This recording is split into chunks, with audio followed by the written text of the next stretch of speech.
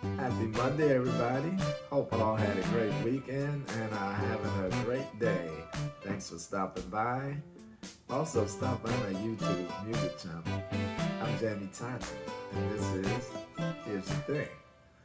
Okay, we're going to talk today about, of course, some NFL, some trending news, and the election watch. First, I just want to say something about the ATL. I know this happens a lot, but the Steelers taking over the Falcons' nest just wasn't a good look, Atlanta. Especially the first game of the season when most fans are still high on the team's off-season acquisitions and stuff like that, and no team sucks at the moment, you know. So letting them take over your stadium the first game of the season just ain't a good look. Now, the Browns and the Cowboys. Now, there were a lot of Cowboy fans in Cleveland also, but they didn't take over the stadium. They did, however, take over the game on the field. Yes, sir, they did.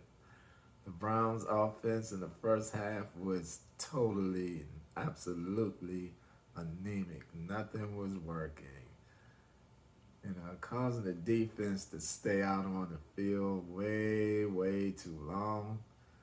You know, I knew it was going to be a tough battle against these Cowboys because of the injuries to the offensive line.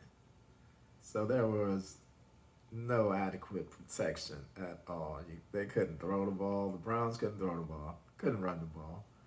Um, they had no answer for that defense of the Cowboys. Now, as I say, we were down two offensive linemen. Starting left tackle Jedrick Willis Jr. was out, and starting right tackle Jack Conklin was out. So now the second half started off with more of the same. You know, penalties, getting behind the chains, and then that was all followed by what I saw was pretty much a backbreaker. You know, that punt return for a touchdown that Dallas had pretty much uh, put the nail in the coffin. You know, but hey, not only were we down two starting linemen, we're also down um, starting running back Nick Chubb. So going against that Dallas defense without those people, uh, it's not gonna work. DeMarcus Lawrence and Micah Parsons, they stayed in the backfield of the Cleveland Browns. I thought they was the running backs a couple of times. They were back there so quick and so easily. you know. As far as a quarterback play of Deshaun Watson, who was 24 of 45 for 169 yards, one touchdown, two interceptions. And it's hard to judge how good he is or how he has progressed from the injuries because they had no time to do anything yesterday. Now, head coach Kevin Stefanski, offensive coordinator Ken Dorsey, it's hard to evaluate them right now also. I'm not worried about defensive coordinator Jim Schwartz, because he knows what he's doing. He got the defense playing really good, really, really good. Of course, Miles Garrett, he's gonna do what he does, and he's gonna wreak as much havoc as he can. You know, but the Cowboys definitely took advantage of all the shortcomings of the Browns. The Cowboys D, as I said, was overpowering. And the offense, Cowboys offense played pretty good. You know, not being able to move the ball, the Browns really didn't stand a chance when they couldn't run the ball. So that was that. Dak played pretty good. He was 19 of 32 for 179 yards with one touchdown, one interception. CeeDee Lamb, he had five receptions for 61 yards. Zeke had 10 carries for 40 yards. Not bad for Zeke, because that was like 4 yards a carry, That ain't bad. So, yes, the Cowboys beat the Browns yesterday. I called a couple of my Cowboy fans and told them that we was going to get them, but I was wrong. We didn't get them. They got us. And beat us pretty bad, but that's okay. That's only one game. We'll be back next week. Okay. So hats off to the Cowboys. Good game, fellas.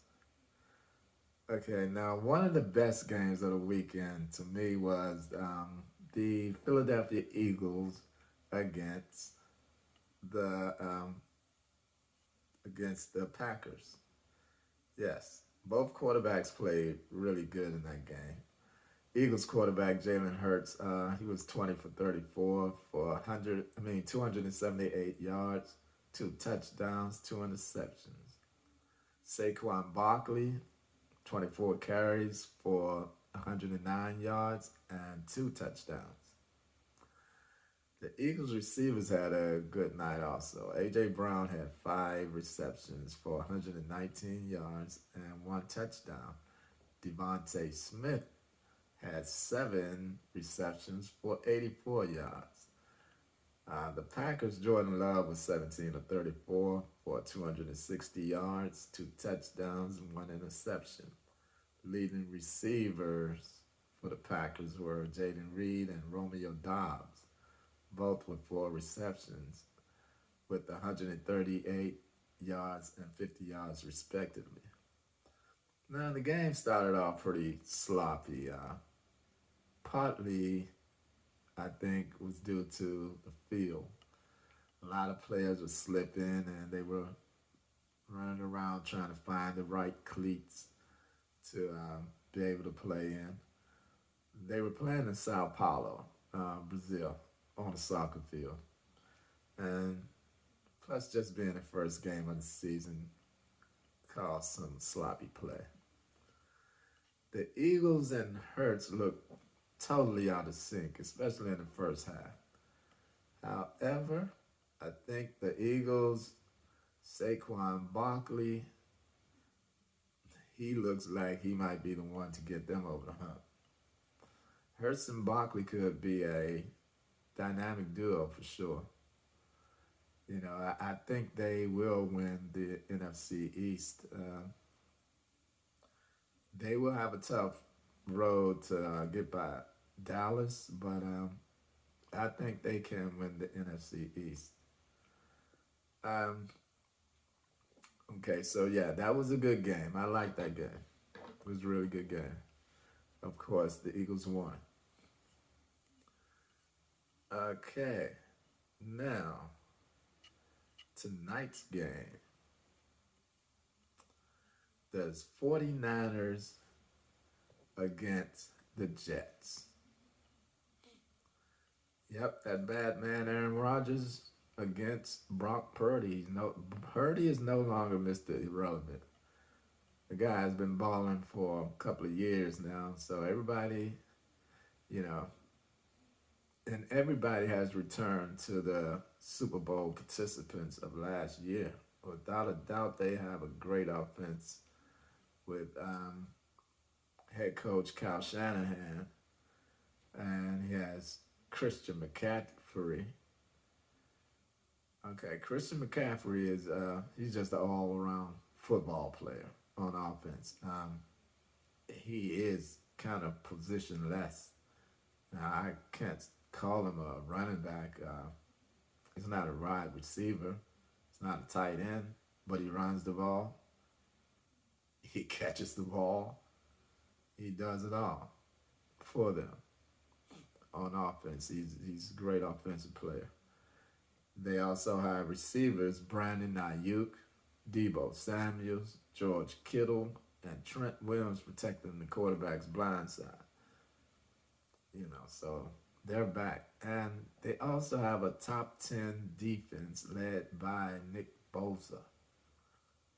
Now, the Jets, of course, are led by Aaron Rodgers, who is returning after an Achilles injury. They kept him out for the entire season last year. Last year, the Jets have a top five defense, so this too should be a very very interesting game to watch. You got a great defense for the Jets going up against a great offense with San Francisco, and we'll see how this turns out. As I said, it should be a great game to watch. Okay, so next thing is I've been watching a series on Netflix that I want to say something about. Okay, the Netflix series is called Fight Night with Kevin Hart, Taraji P. Henson, Samuel Jackson, Don Cheadle, Terrence Howard, and a great cast. Storyline is a great storyline. The cast of characters are really ruthless. The women are ruthless also, as you know, the women are just as ruthless as the men, and they are totally believable. But as ruthless as the characters are, there are some moments that really cracked me up. you know, that stuff, that Kevin Hart and these cats, you know, there's some funny cats sometimes. Um, yeah, so if you get a chance, they also have some great music in this series. Really great music. So if you get a chance to check it out, check it out. It's a it's a fun movie to series to get into. I think it'll be worth your time, and yeah, check it out if you can. Okay, so let's talk about the election. Okay, the debate is tomorrow. I can't wait. Must see TV. Must see TV. Vice President Harris versus the Lion King. This should be very interesting. I don't know how much debating there will be. How in the world do you debate a liar?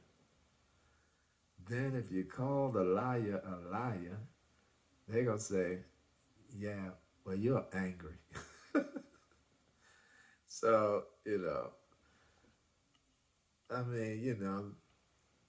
President Biden might have been stumbling and bumbling in his debate with Trump, but he was stumbling over the truth. He was stumbling over trying to tell the truth, you know, while Trump was just spewing lie after lie after lie after lie. I don't know how you're going to debate that, but hey, I'm sure the Vice President Harris got something for him, you know. I mean, he will tell lies about things that are so easily fact checked. Now, so if Liz and Dick Cheney, I don't know if you know who Liz and Dick Cheney are, but they are the most Republicans, conservatives that you'll ever want to see. So, if those two are coming out saying that they're going to vote for Vice President Harris as president, well, something is very, very wrong with the Republican Party. So, if you don't know who Liz and Dick Cheney are, how very, very conservative they are, uh, Google them. They're some of the most conservative people ever, and they do not want to vote for Trump and the Republicans. So, there you have it. So, let's continue to do what we do. We're still on election watch. We still need to do what it is that we need to do to help people that may need to be helped to get to the polls or just to understand what's going on with the ballots and whatever. But this is definitely an election that we can't lose. And so we got to put in the work and get out and vote and do what's needed to be done to get things moving in the right direction, to keep things moving in the right direction. So let's do it, people. And thanks for stopping by. Hit the like button, hit the subscribe button, and I will see you tomorrow. Peace.